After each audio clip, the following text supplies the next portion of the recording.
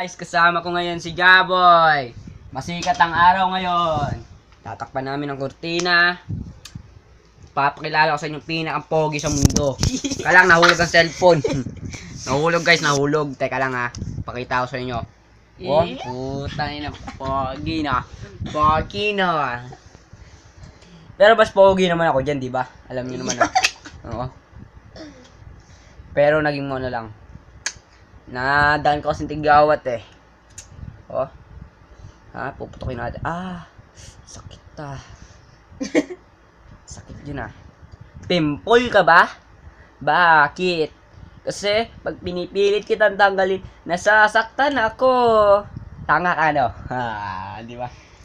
Sino kausap mo boy? Tatay mo. Ha. Pogi niya no? No? Di ba pogi? Tinan mo ah. Alden no. Sabi nila guys, may forever. Ina na yan. Wala palang forever. Sinaktan ako. Kilala niyo sino nasaktan ako? Sino sumakit sa akin, sa puso ko? Anak Katrina Yabot. May tumatawa dito. Andi daw pala ng ngipin ko. Nakalimutan ko magsipilyo. Sa akin puti. Puti daw sa kanya.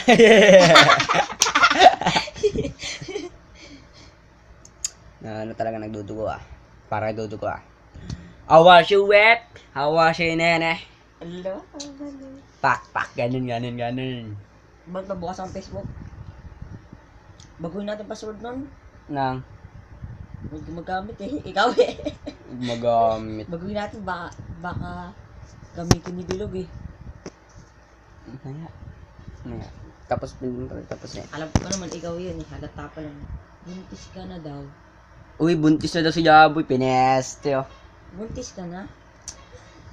Alam nyo paano malalaman nyo virgin pa yung babae. Ano lang guys.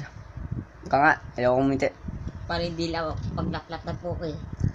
Dapat pag alam yung virgin pa yung babae, mapula-pula pa, tapos utong mapula-pi. Maping-pink ya.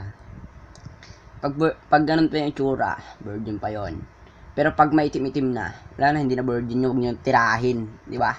Tuturjak-turjakin. Ganun, no? Di ba? Paano pag lap-lap? Lap-lap. Tarap na. Di ba sarap?